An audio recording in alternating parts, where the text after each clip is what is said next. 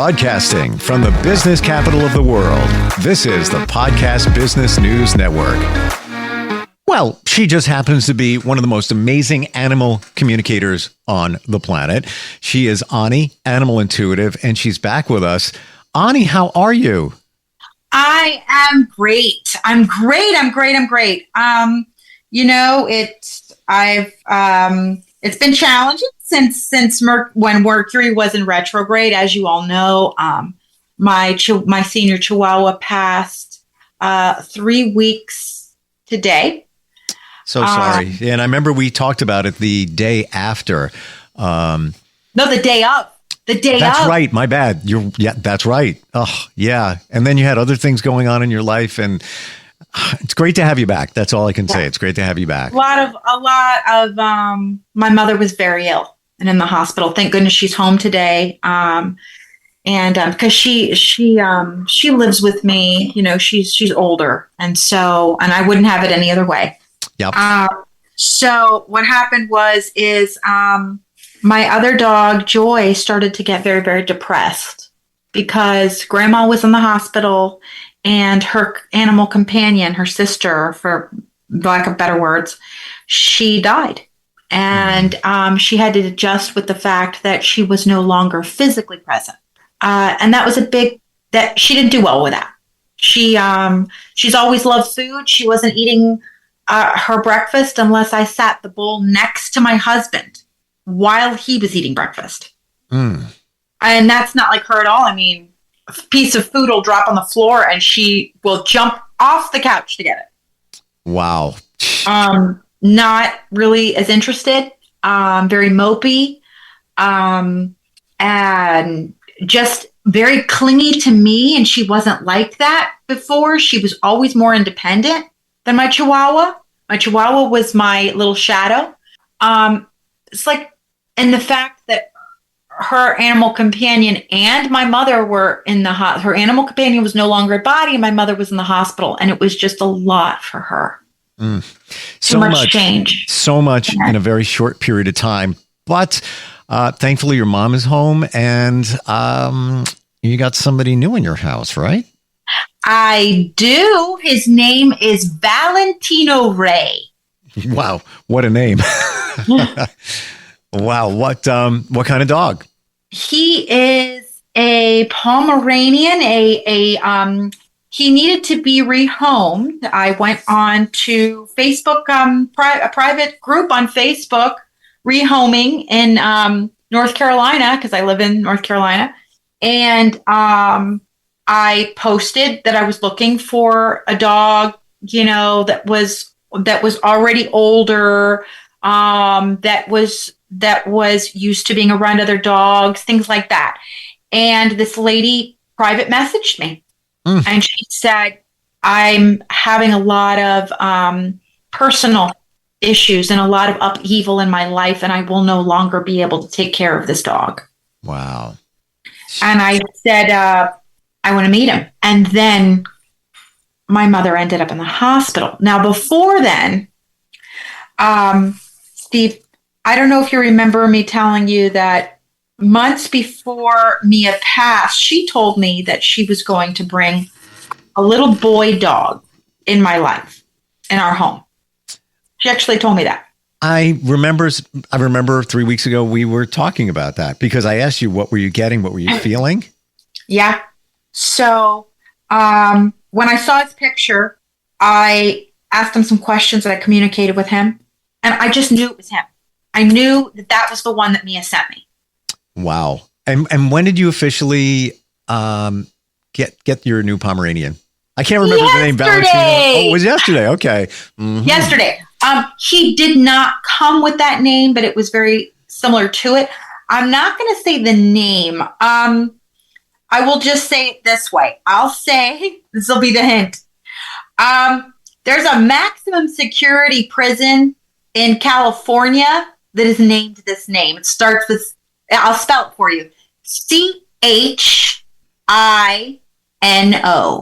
Really? Yep. Huh.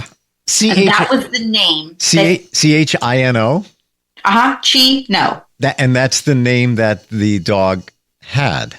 That's the name the dog had. And so I know, well, like for instance, so I'm going to go into that in a minute of what are the things that need to be, what should you do? Like if a dog or a cat or a horse comes with a certain name, like they're not a foal, like that they're just your horse, like as a baby or a kitten or a puppy. Should you change their name, which we have talked about? Should you change their name? Is it okay to change their name? Well, I know what your answer is. One of them, just ask them. Right. Unfortunately, we can't communicate with them like you can. So call Ani. She'll ask them. She'll tell you what they want. But according to experts like behaviorists, that if the animal has had the name for a long time, okay? And I'll give you an example. Joy, my other dog that I've had for 5 years, she was adopted and she was in a foster home for only 2 to 3 months. They gave her a name at the foster home, but that was not her name. So because that wasn't her name, I was like, okay, I'm going to just change her name completely different. She came with Christy or Chrissy. And I was like, I don't like that name for a dog. First of all, energetically, I did the numerology and it just didn't go well. So I was like, how about Joy Gabrielle? And I did it and it turned out to be a 6, and a 6 is a solid number. You should know what you are. Like my number, in other words, Ani Velasco is an 11. So I need certain numbers to go in my life. And my husband is a 3. So 3 and 6, things like that. So I wanted to make sure. So I changed her name completely. But in that case, but with a dog that comes with a name, it needs to already sound like it. Or a cat that has had that name for a very, very long time. Let's say the cat's name is, I don't know. Well, my cat's Rocco. Okay. So you want to look up something that's going to sound like it. Because see, like his name was Chino. So Valentino. Oh, interesting. Okay. So there will be some familiarity to the pet with the name. Because it sounds close enough to it. If they've had the name already a long time, if they hadn't had the name a very long time, go ahead and change it to whatever you want. You're going to bribe them with treats or if they're not treat motivated and they're toy motivated, bribe them and play with them a little bit like that to get them motivated with their name every time you say it. Also, that would be with a horse too, okay? And with a bird too. If they've had their name for a very long time, it has to sound almost the same if you're going to change it. And in my case, Rocco was a kitten, and that's the name that they gave him. I guess the foster gave it to him. Right. But he was so young. But you know what? Love the name. Kept it. And when I call Rocco, he comes running. So he knows his name now. Actually, we're talking about today transitioning a new animal into your home. So why don't we start at the beginning? Because I was just here. I wish if we thought about this when I got Rocco, because I wondered about it. I did some things I thought were right, but it's the first night. You're introducing them to your home. What should you be doing?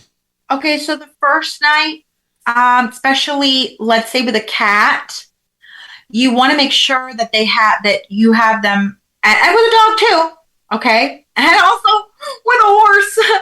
You want to make sure that they're in their horse. Their stable is clean already.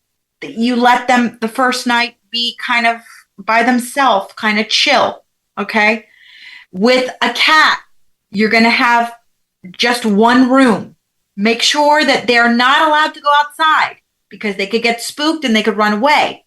A dog also confined to one area of your house.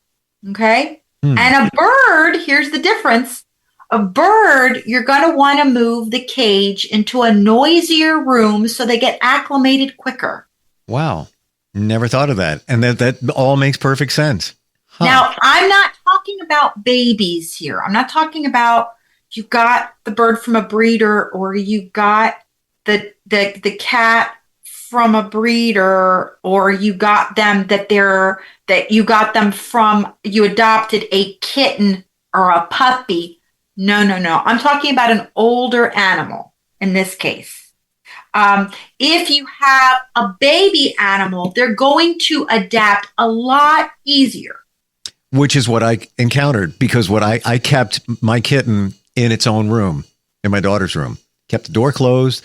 And that was for like a week and a half. Like, yeah, of course, come out to use the litter box and things like that, but primarily in there, just so it's a whole different domain. So I wanted him to be comfortable. I guess it worked, because he seems very acclimated to the rest of the house now. Correct. Wow. What can you do to help other animals in your family to introduce? Because I struggled with this one. Okay, here we go. You ready? Yep. All right. First of all, what you're going to do, okay, in your case especially, because it was a dog and a cat, okay, you're going to make sure that you give the new animal, again, its own space, number one. Number two, you're gonna do something called swapping scents, which is you're going to get towel, rag, whatever, handkerchief, if you have one of those. You're going to rub the cat or the dog on their face, and then with that same handkerchief, share it with the other animal, and share it then back with the same animal. Give us that again. I got that. I want to make sure it's so important. Want to make sure it's clear. Super important. Okay. So the scents are mingling. You're going to rub the face. Let's say the cat first, of Rocco first. Then you're going to go over to your dog Tanner with that same rag that already smells like the cat. Rub the dog's face with the cat scent, and then get that same rag that you already just rubbed your dog with, and come back with the cat and rub the cat's face. So they're intermingling. Got it. That's a great idea. Like, duh. Like, I don't know why I didn't even think of that. I should have done that. And basically I just waited I think it was like close to 2 weeks until I introduced them. And it was a little awkward at first. And actually this little kitten stood up a little bit, and he wasn't hissing or anything, but took his paw and took a swat at the dog. And the dog's like, okay, no problem. And I mean, they're pals now. There's no issues whatsoever. But yeah, what you're saying is so critically important, because they're all about scent. And now the second thing is neutral. When you are introducing the first time, it really should be a neutral location, not in your home. Oh. So when I introduced Valentino to Joy, my current dog, I introduced them in a parking lot on leashes yesterday, not in the house. Wow. That's such a great idea. But they both live with you. So is that initial meeting outside of the house, and then you brought them both in? Right. So because this person, the old owner, the old family that had to rehome Valentino, they were hours away. So we met halfway. When we did, we met right in front of PetSmart, in a PetSmart parking lot. And so I got out of my car with Joy, and introduced the dog, meaning the new one, Valentino, to Joy in a neutral location, in a parking lot, on leashes. Wow. Now, if you were to do that with a dog and a cat, let's say, okay, dog and a cat, not in your house, outside of your house, preferably not even outside of your house. Like, if you could get them maybe not even in your car, like if you could drive the dog, your current dog, to maybe outside of the shelter or outside of the foster home where this cat or kitten is. Neutral territory. Love that idea. And that is very important.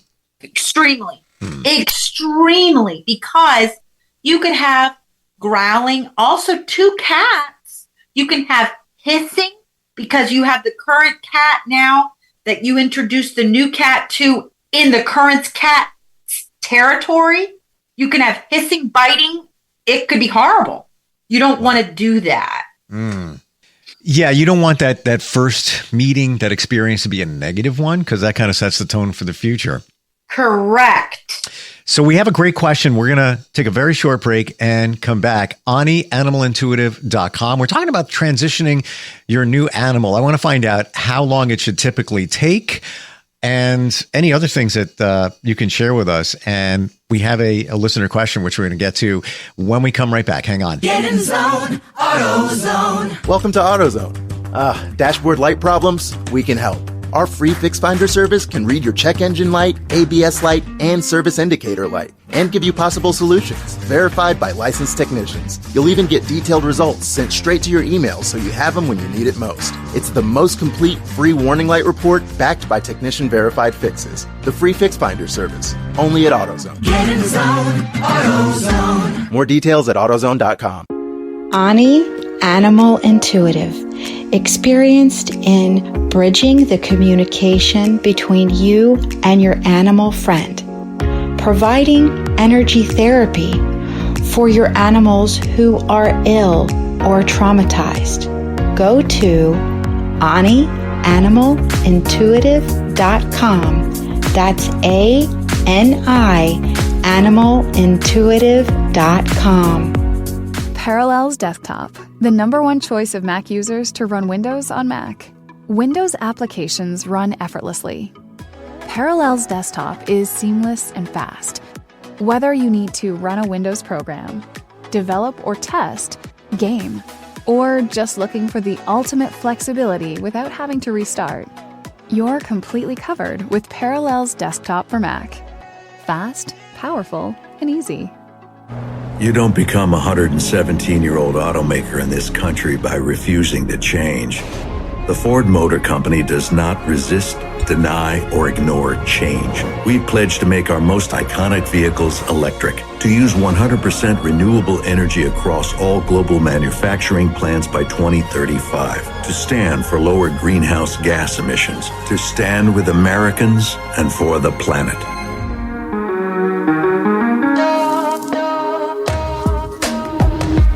Broadcasting from the business capital of the world, this is the Podcast Business News Network.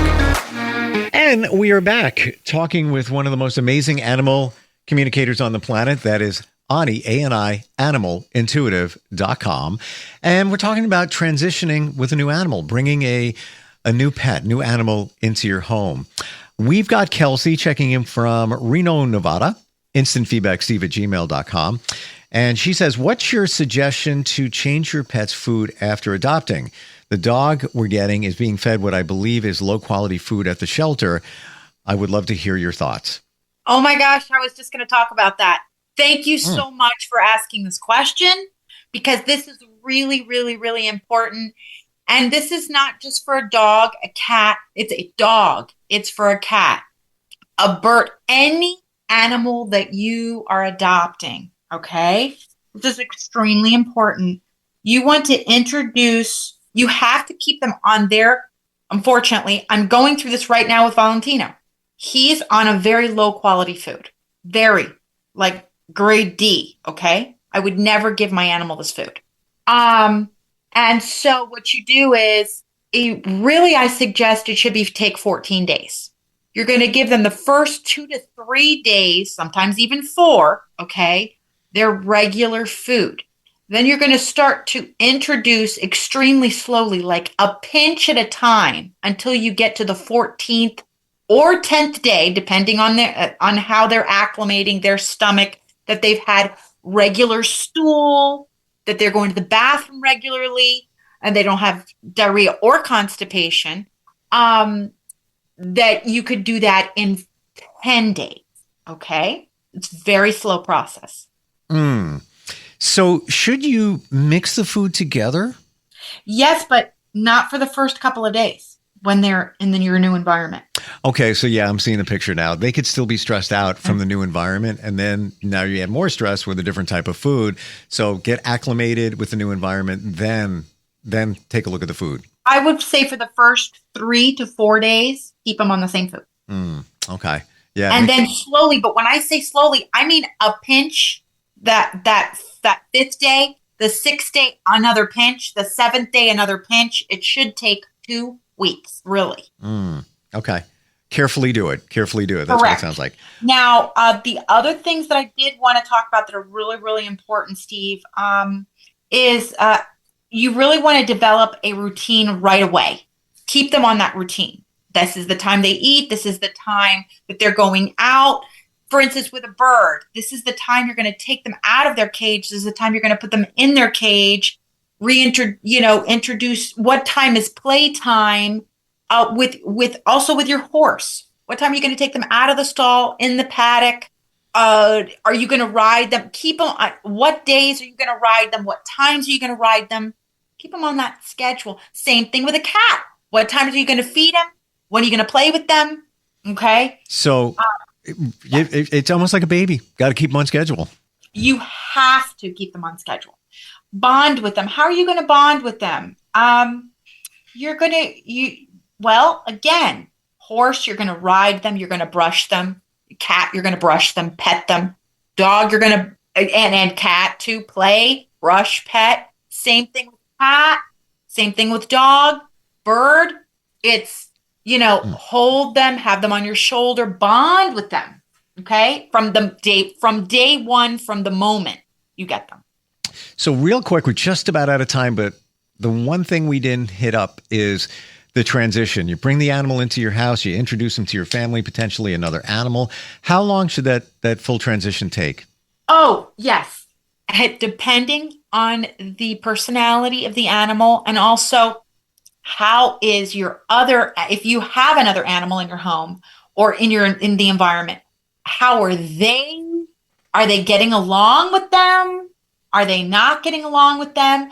I can help you with that, by the way, guys. To figure out if that animal, as you all know, if that animal is right for your home, or if that horse is right for your other horse. I will help you all with that. All I need is a picture. But unfortunately, guys, it could take 2 days or 4 days to a month, depending on the personalities. Wow. Okay. So if you've got some unhappiness in your house between the two pets, it could take a little bit longer, and just got to be patient, got to be prepared for it, I guess. Yes. And that's why I can tell you also, let's say if you've already adopted, what you can do, what are the animals thinking and feeling, how you can make them more comfortable. Or if you haven't adopted yet, you get a bunch of pictures together and a bunch of names, and I communicate with your current animal to find out which one would go best in your home from the other animals that you have to choose from. Which is what we did. I had sent you pictures, remember? Correct. And you gave me the personalities. And here's, especially when you're adopting from a shelter, you don't know where they're coming from. You don't know their backstory. Even if you've already adopted, just knowing brings a lot of comfort. You know what it reminds me of? When people do the DNA tests, right? Yeah. You're the DNA test for our pets. Oh, thank you. Well, a different way. In a different way. Not the scientific way, right? Right. But the other thing that I would say that's really, really important, and I want to leave you all with this, please, please, please get ID tags for your cats, dogs, as soon as you can. Yep. I'm going to share with you in the very short amount of time, very quickly, my cat Rocco, I thought got out. The storm door was loose, and I went in. This is like 2 Saturdays ago. Couldn't find him. Looked everywhere. I mean, I legit looked everywhere. Then I started going around the neighborhood for about 2 hours. I was like despondent, like, oh, this can't be happening. It's a baby. This can't be happening. I knew he was microchipped, so that was a little bit of comfort. And I walk back in my place, and I'm like, I can't believe this is happening. And I hear a meow. I'm like, I thought I was dreaming. And he comes walking down the steps from upstairs. I'm like, where the heck have you been? He normally comes running. And I looked everywhere. And I just assumed he got out because the door was swinging. And he was upstairs. So, it was it was like a reminder that take the extra second to make sure the door is latched. And because once they're gone, they can be gone. But to your point, Ani, make sure that they're tagged somehow. Make sure that they're tagged, microchipped, or what have you. Now that they have the new tags that have a microchip on the tag. I didn't know that. I thought it was embedded underneath the skin. It's a scan that you can do with your phone. Like not a microchip, but it's like a QR code, something like that. You know what I'm talking about? Yeah, like a QR code, maybe. QR code. That's what it is. It's It's QR code ID tags. Love it. Ani Animal Intuitive, ANI, animalintuitive.com. Go there. She offers so many different things. Just go to the website to get a better idea of how she communicates with your pet and also communicates with pets that are in spirit that may have crossed over.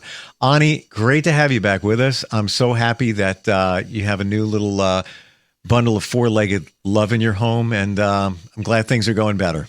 Me too. Thank you so much. It was great to be on. Talk to you next week, Steve and everybody. Yep. Bye. Looking forward to it.